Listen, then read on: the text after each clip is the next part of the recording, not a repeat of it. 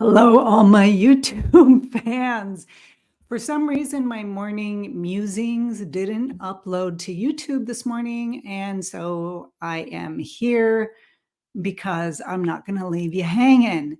Um, I'm going to just tell you what I talked about. It showed up on Facebook just fine. I don't know why. I don't know why it didn't work, and I'm not a tech person, and so uh, I tried to figure it out, but no luck there. So I'm going to give you guys, a run through of what's going on, and my main topic today is good enough. It is about being and accepting and allowing good enough. So I live on this little tiny Greek island. I can't just run down to the village and go to a Home Depot or an IKEA type place or any type place for that matter and buy the things that I need. I have to take a 2-hour drive from the house all the way to the city in order to get things that you're just not going to find on the island. I mean, we've got food here. You can get nails, buy a hammer, get shampoo. You can buy all the basic things. But today, I needed a standing desk because I'm sitting down too much and I don't like to sit down. I don't like to paint sitting down. I don't like it. It doesn't work for me. The only time I want to be sitting in a chair is when I'm journaling. And that's just because I haven't tried it standing up yet. So I wanted to just go and buy a standing desk. My other option is to enlist my partner, my husband, and say, "Hey, can you build me a standing desk?" But that may take months because honestly, he is super busy. And in the fishing business, you're dependent on the weather and you can't regulate things like that. So, it's not a vital thing and it's not something that if I don't have it, my life is going to fall apart. So if it's not a vital thing, it can get pushed to the side.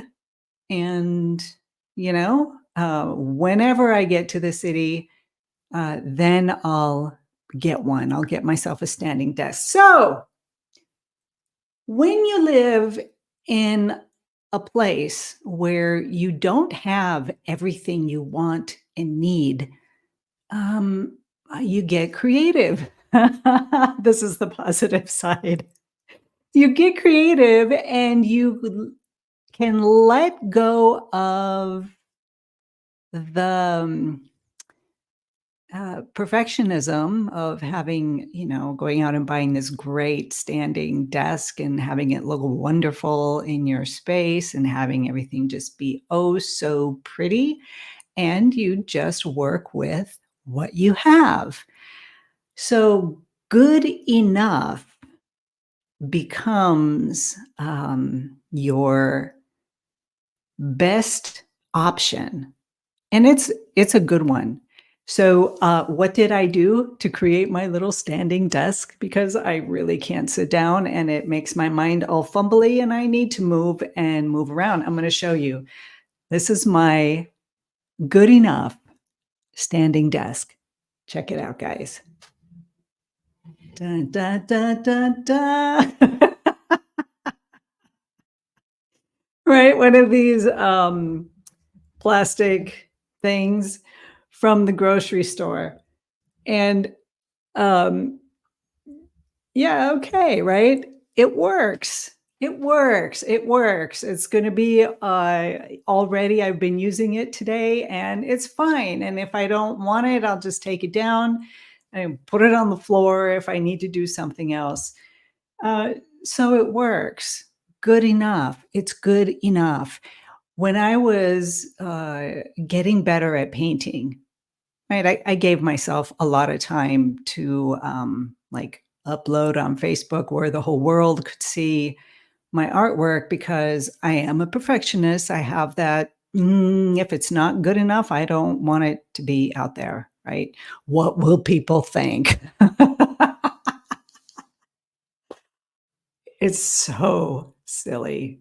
It is really, perfectionism is a difficult thing.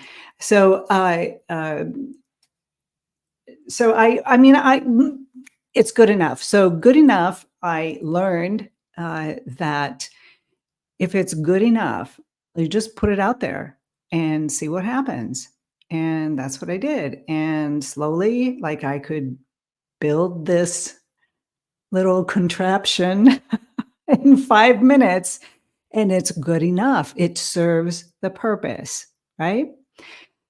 So, the other thing that I talked about was, I filmed the final details of this little painting, adding in some you won't be able to you won't be able to see, right? But really kind of warming up, putting in a warm orangey, yellowy, glaze in the foreground and, spicing up a little bit the trees, here and the one down there, that bushy thing, is to help balance out the, highlight tree. So, I did that and filmed it for my course, uh, and, because that's, part of their homework this week. And, I wanna finish up that painting because we're gonna begin another one, and I'm gonna get really moving in on, my students getting this foundation, um, kind of embedded in their minds of, how to put a painting together from start to finish, and, just keep working through, and, the important things that every beginner needs to, in my opinion, to get a handle on. There's no perfection, none of that, but when you get a handle on these 5 basic things, then you're able to begin creating paintings that work, and from that place you're able to really expand and move forward. So it's like, I say this over and over, building a strong foundation, uh, for your creative home. If you have that strong foundation, then you're able to move and grow or build your walls for your creative home, your creative muse, and decorate it any way you want. So that can be, I'm going to do representational work, I'm going to do abstract work, I'm going to do expressionism, I'm going to do whatever it is that you're choosing to do. It is, all coming from a solid foundation. And I really stand by that. I really do. It saved me. When I look at my abstract work before learning these basic steps and my abstract work after, night and day, night and day.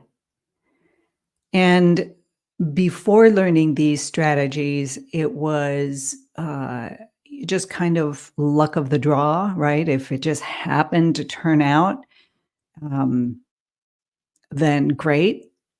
But after learning these, I knew what was missing. I knew how to fix it. I knew how to build up my abstract work. Was insane because I had learned representational work, right? Painting a landscape. And I had no idea that the 2 would be so intricately connected, but, oh, now I just had this thought. So, abstract work in if we go back to this, creative channel, right? How creativity works through us from this, area of, unmanifest creativity and how we bring it in and we begin to visualize and communicate the idea and we're limiting and limiting and limiting. When we get to this stage of the heart where you make the decision, I am going to paint this painting, or yeah, not quite working, I'm going to go to another one. All of this area up here is your abstract work, and then from here down is, you're getting into the representational style of painting. But uh, so I just lost my thought. Any older women out there understand what I mean? I know you're out there. I know you're out there, and I know I'm not alone in that. Um, yeah, it's that menopausal thing, and we begin to kind of lose our train of thought. So I lost my train of thought, and I can't go back and listen to what I was about to say, but I do know that I was talking about, uh, yeah, painting, and about learning the foundations of painting and how important that is, even if you're an abstract artist. And so, putting the layers together, understanding, the brushwork, understanding the composition, understanding how to begin the painting, colors and value, and all these things, right? And working the final details and how that all comes together. It is basically this creative process. Uh, when you have that, then you can essentially paint anything. So, I've got this final details done. I signed it. Now we can move on to the next stage in this course, and I working on some clouds, landscapes there, and yeah, yeah, I know. Of course, it's all right. Of course, it's thank you so much. It's wonderful to have you, Susie. Okay, so those are the things that have been going on in the studio this morning. I was mentioning earlier, I don't know if you guys were here, if you just came on, but for some reason my live stream didn't show up on YouTube. So I'm here for you. To like not just disappear for a day and you're wondering like what happened to her. Um, and talking about the paintings that I'm doing. So today is my big day, as long as I don't have any massive tech difficulties in my studio. Today I'm going to do another video on the Fibonacci sequence. Yes, I'm going to go back. Some people had some questions about that Fibonacci video. I don't know if you guys saw that who are here today, but it is, they wanted me to start a painting from the beginning and use the golden ratio and how I put together the composition and design of the painting based on this Fibonacci sequence or the golden mean. So that's my project for today, the big one. And I've got my canvas ready there, and my paints are out, and yeah, I'm gonna go for it from beginning to end. And I'll be filming everything, so I think I'm gonna open up members area. If I can get to that today, that will be great. And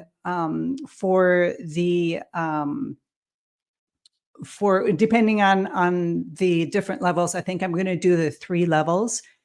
So in the second level and the third levels, I'll be doing uploading or live streaming specifically for those members, paintings from beginning to end and going through that and talking about what I do and how I put it together and, following along. You guys can do that.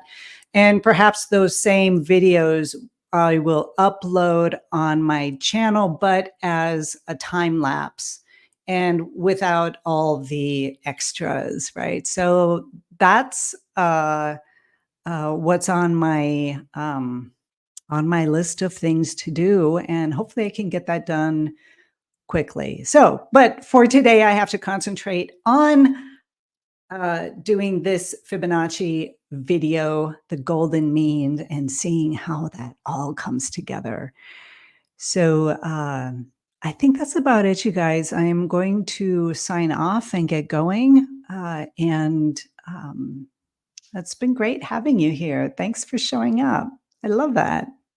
I love it. I like not alone on my little tiny Greek island in my little tiny studio. Um, I have community here. I thank you for being here. It just makes my day. Just makes my day. So I'm going to stop my stream. Okay. Bye, you guys. I'll see you tomorrow. Okay.